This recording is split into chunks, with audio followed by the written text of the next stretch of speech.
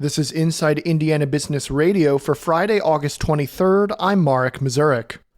Butler University has dropped its plan to demolish the vacant Ross Hall dormitory and will instead have the 70-year-old building redeveloped into an upscale hotel. The residence hall will be converted into an 105-room hotel that will operate under Hilton's Curio Collection brand. Butler President James Danko tells Inside Indiana Business the project could cost around $50 million. Well, I think it's going to bring a lot of people to campus that might never have been here before. The unique nature of this, the way I've been capturing it, it isn't a Butler hotel. It happens to be a really nice hotel that's on Butler's campus. So it's going to be, there is no hotel. This is like a hotel desert in the Midtown region of the city of Indianapolis. And this is going to put a really nice product there and really enhance this area and enhance our campus and provide an amenity that we have not had on our campus or even nearby. The university will lease Ross Hall to developer Purpose Lodging, which will take on the redevelopment project and operate the hotel when it opens during the 2026-27 academic year. Ross Hall closed in 2019 before briefly reopening during the coronavirus pandemic as a dorm for students in quarantine. While the historic elements of the building are expected to be preserved, the layout of the floors themselves will undergo extensive reconfiguration. The Indiana State Fair wrapped up Sunday, and organizers say more people attended the two-week festivities this year than last year, despite there being 3 fewer days. Fair officials say just under 854,000 people attended the fair this year, compared to a little over 840,000 last year. That marks an increase of around 1.5%. The new number means the fair has now seen rising attendance each year since 2021, when the fair returned from COVID cancellations. Fair officials credited the return of $2 Tuesdays and good weather as reasons for the increase. From the number one source for Indiana business news, this is Inside Indiana Business Radio.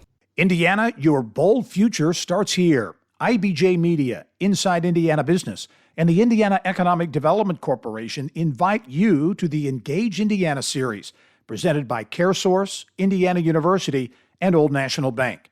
With an unrelenting focus on growing Indiana's economy, our Engage Indiana events take place in every region of the state. Discover when we'll be in your area at ibj.com/engage.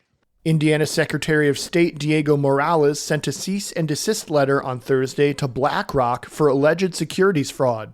He accuses a company of making false or misleading statements about their environmental, social, or governance funds. Indiana joins Mississippi in attacking BlackRock, who is the world's largest asset manager.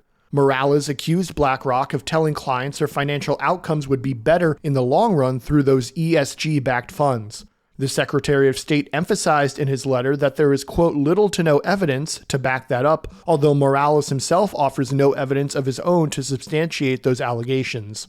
A BlackRock representative told the Indiana Capital Chronicle that Morales' letter amounts to, quote, a politically motivated attack that completely mischaracterizes BlackRock's approach to investing. The U.S. Department of Labor this week ordered an Evansville diner owner to pay $390,000 in back wages to 44 employees. Authorities found Bard Hill Shabani, who owns the Friendship Diner, operated an invalid tip pool, withheld overtime wages, and retaliated against workers who cooperated with investigators. A federal judge is also requiring Shabani to pay $10,000 in penalties as part of the settlement. And Chicago-based Egg Life Foods is continuing to expand distribution of its egg white wraps that are made in the White County town of Wolcott. The company announced this week that it has made its first international expansion by bringing its products into Canada. Egg Life said in a news release that the original and everything bagel flavors of its popular wraps are available in 130 Metro stores across Ontario, with other flavors available in select locations. Egg Life said it will continue to expand to more Canadian retailers in the coming months. It's a continuation of expanded distribution for Egg Life, which includes introduction to Whole Foods and Food Lion stores in the U.S. in the past year. Preservationist and president of Indiana Landmarks Marsh Davis is this week's guest on the Business and Beyond podcast hosted by Gary Dick, presented by PNC, a weekly conversation with high-profile Hoosiers in business, sports, entertainment, and beyond. Available now from your favorite podcast provider. I'm Marek Mazurek for Inside Indiana Business Radio on Demand.